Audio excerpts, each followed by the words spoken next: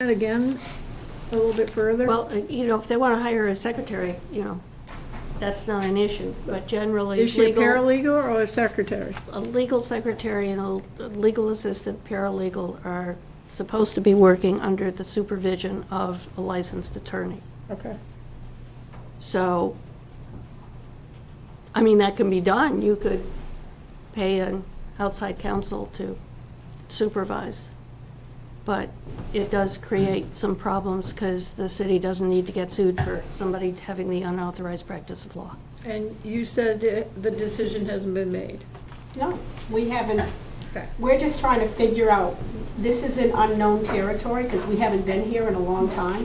Jane's been here for quite a while. So I'm not sure what we're going to need. Ryan's not sure what we're going to need. I know that we've cut a lot out from what we're asking for in the legal line, which is in the 417 The part-timer budget. was new to this system this year? Yes. Okay. Well, no, we had Tiffany before that. Yeah, so it's been about 3 years, I want to say, Yeah. that I've had a part-time. Yeah, and that, I mean, there was just no way for her to get, it's not a good use of her time at what you pay her an hour with salary benefits type to be form. doing some of the Right. other things Yeah. that a No, I secretary agree. could do. Yep. I agree. All right, thank you. Councilor Kolaski. I mean, I have concerns in that same area. Do you want me to air those now, or do you want me to wait for the general services where Well- Jane would come? I can tell you right now that, and I'm not at liberty to discuss it publicly, but the city manager and I have been working over the last several months on how to transfer some of the true legal work that needs to be done by an attorney to outside sources. But I'm not really at liberty to discuss that in this environment. Okay. Other questions? Questions about the general services? Oh, I'm sorry, Councilor Kolaski. I'm very concerned about not having an in-house city solicitor.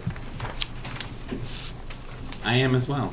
And you said yourself, it's an unknown, and we have had to bond. I was a kid, but we've had to bond to pay out a lawsuit before. And this is really not an area that I like to mess around in, and we've paid out other lawsuits before. But going down and totaling up all of these legal services, and do we have an estimate of what a municipal firm would be to have them on retainer? Yes. Could we have that information?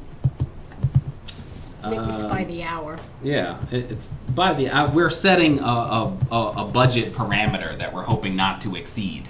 I mean, it's not a set amount, it is by the hour. I'm hoping that we won't go over about 70,000.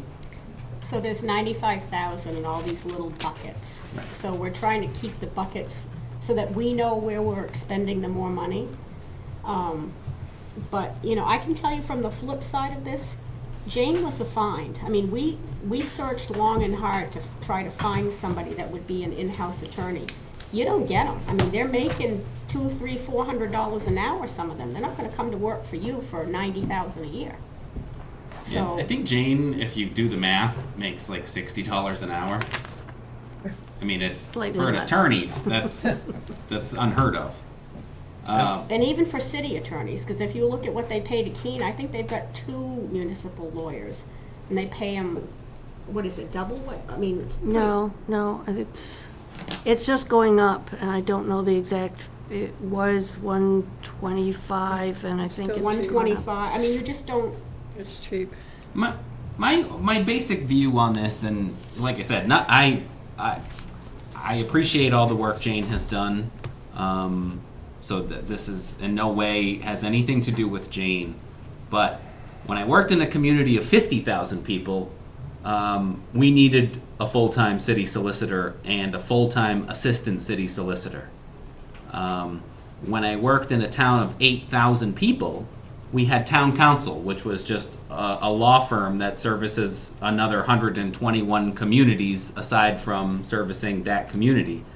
And it worked fine. I mean, I could call them up on the phone and ask them a question. I could email them a set of documents and they could review stuff and get it back to me. Everything was very timely.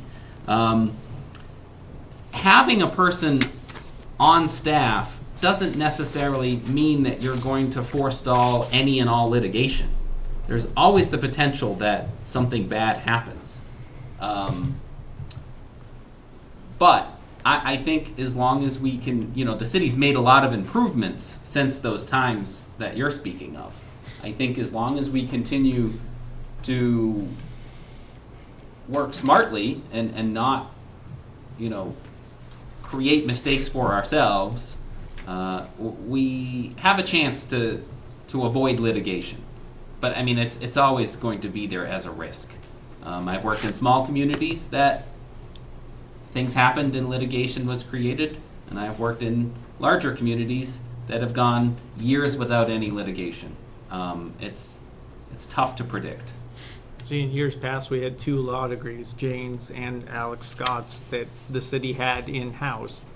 I just have, it's hard telling, not knowing, but you're an aggressive city manager. You have this nice team. We're going out and we're shutting down properties. We have plans, I believe, it's what I'm hearing, to continue to do that. Mm-hmm. I think that we will well overspend whatever is in this budget for legal services, let alone end up in court at some point with someone.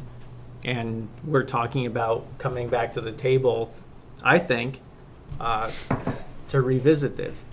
And there are, so my experience with the Claremont 250th, we had to run through a lot of stuff through Jane's desk. There are a lot of departments that I know that when a department has something going on, it goes to Jane's desk. There's a running joke in the city that, for her retirement, we're going to get a bouncy house because, just the things that you catch. And I'm concerned that not having that touch in the community, you can call 1-800 firm and talk to them about something. I don't want to see something missed that bites us. And even our council rules, and there's been several things here. No one's going to sit here and answer questions. So for other councils, what happens there? The council rules clearly have to change, but there's been several meetings that we've revisited issues because it was pointed out by Ms. Taylor that we didn't follow the proper steps. This is of everything in the budget, this is my largest concern. One lawsuit could cripple the entire city. And how you avoid those, I think, my opinion, is somebody in-house that catches those. Yes, that may be pricier these days, but like I said, you're a very aggressive city manager from what I've seen, and You're going to cause lawsuits. we're going to be going after people. And I just might. your Right. nice team alone.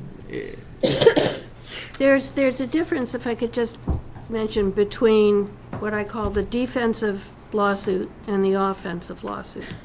And I think that the money that's in here does provide for what I call the offensive lawsuits. You're not going to be able to bring the manager's vision of getting better code enforcement and compliance, especially from absentee landlords, unless you go on the offensive and drag a few of them to court. That's going to happen. Yep. We're already starting on down that road. And it's not going to be free. The one thing is that there is recovery of attorney's fees most of the time in those cases. The defensive lawsuits, that's where you need to be cautious. And that's why hopefully with what we've been working on, there will be opportunity for the city manager to be able to call outside counsel when there's a question. And hopefully, one of my goals over the last 13 and a half years has been what I call practicing preventative lawyering. So hopefully we have in place, whether it's forms or processes or whatever, that are available to departments so that things can be done appropriately and there's less opportunity to be sued over something as simple as, well, gee, I only got that right to know request last month. What do you mean it has to be out in 5 days? So hopefully some of that is in place. Is it going to be foolproof? Probably not. But, It's you know. something that can be reevaluated. Yeah, Like I said, I don't have 100% confidence that not having an in-house city solicitor will achieve all of the things that I want to achieve. So that's why I am leaving us the wiggle room to revisit this and potentially search for another city solicitor. But I do want to try to give this a shot because we don't know until we try doing this. Like I said, a community of 14,000 people, there's many communities of 14,000 or more that use a town council and they get by just fine. Who supplies legal services for like the planning board meetings? Does that mean we actually have to pay someone to come in and cover those meetings, or we just go blindly? well, we never have had anybody.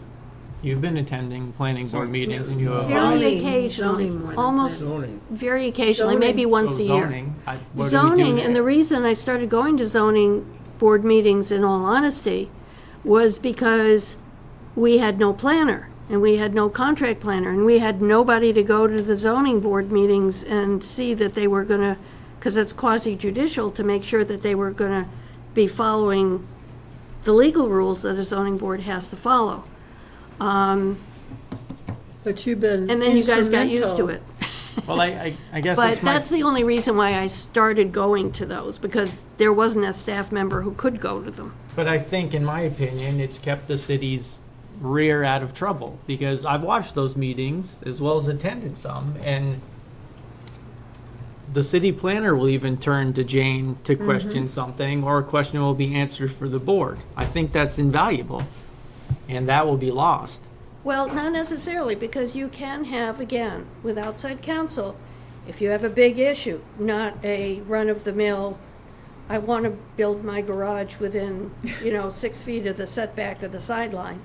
But if you have a major proposal, you would call outside counsel and ask them to attend and review the documents. I mean, so it's not just litigation that you use outside counsel for. Right, and we budgeted. Like I said, there's different sort of buckets of money where we've anticipated what we've spent in the past on those particular legal services, and we budgeted approximately those amounts of money. In some cases, we've bolstered it with a little bit of extra money in anticipation of perhaps having to have somebody come to a meeting or an issue that's a little more complicated and takes a little more time to answer. In terms of the nice stuff, you're right. It is definitely more aggressive, but I'm not foolish. One of the things that I ask to be evaluated before we take any court action is, what is our likelihood of success in court?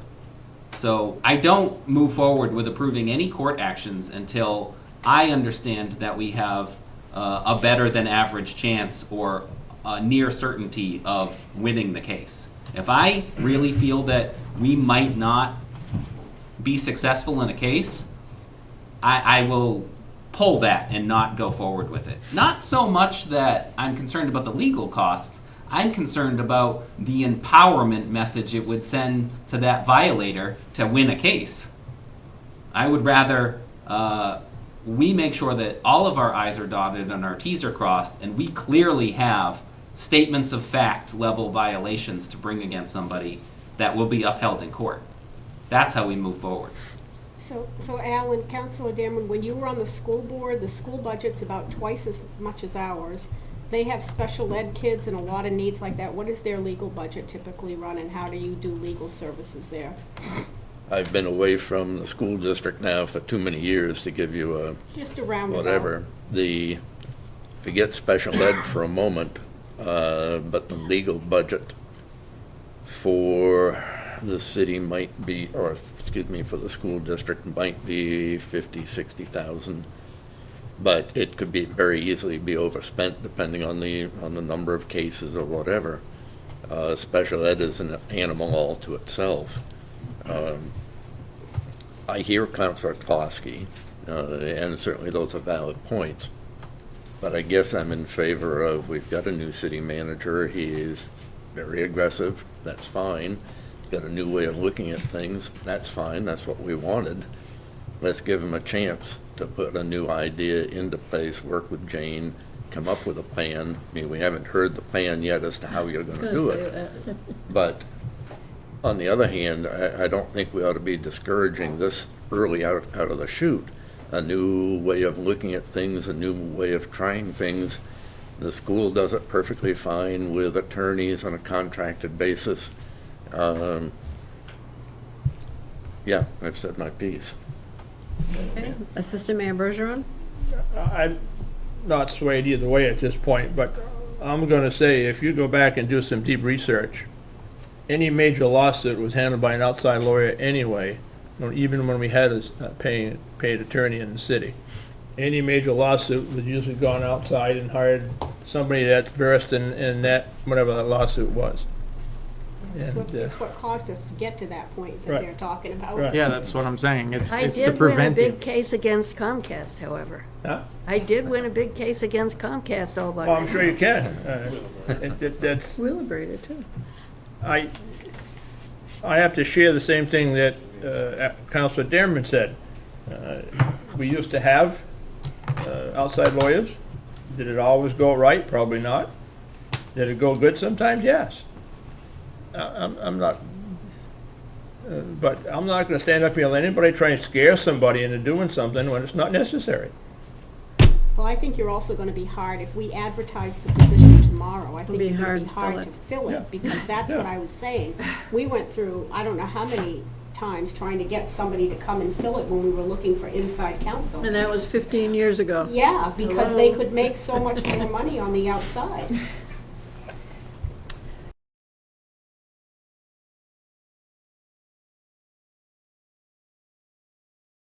Now, comparing this to the school district, it's not the same to me because the municipality has a larger opportunity for lawsuits. And if you don't think that that's the case, there's 12 different separate legal categories in this budget alone. So we have more opportunity, be it arbitration in court, be it somebody twist an ankle on a sidewalk. There's more opportunity to be hauled into court.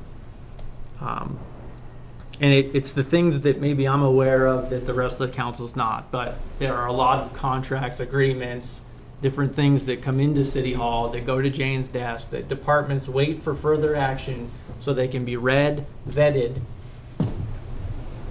and then agreed upon or altered. So I am just concerned, and I appreciate what the city manager's doing, but how many hats is one gentleman gonna wear?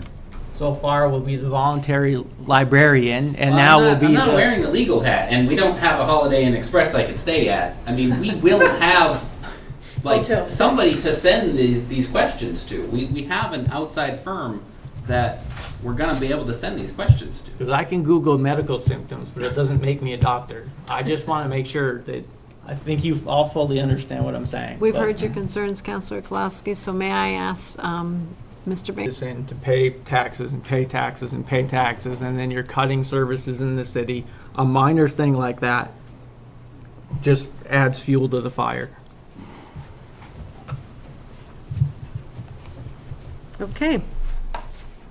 Anything else before we move on? Madam Mayor, Yes, I Councilor know Taylor. we've beat this legal thing pretty near to a pulp, which is fine. It needs to be discussed, and obviously Jane over the years has done a lot of great work and kept us out of some legal messes, from big cases to contracts to whatever, rolled over our ankle. But at one time, we had 4 attorneys on staff. And I think Alex Scott was an attorney. I think there's an attorney in the police department now. Yes. Anthony Shepherd? Police prosecutor. He's a prosecutor. So there's 2. Jane was 3. And I think Nancy Merrill's a lawyer. Yes. Whether she's licensed and practiced, or maybe she's let that go dormant, but to keep us out of a lot of concerns on the planning and zoning stuff, I'm not suggesting in the least that Nancy can wear a lawyer's hat, but certainly Yes, back. has been a lawyer and has a full legal background. So the fact that we're going $95,000 or whatever the number is, I don't really have an issue at this point. My feeling is as long as we bring an attorney on following city purchasing policies and selection of, qualification-based selection process or whatever we're using now, for the legal part of it, then we'll give you some space and try to see what happens. That's all.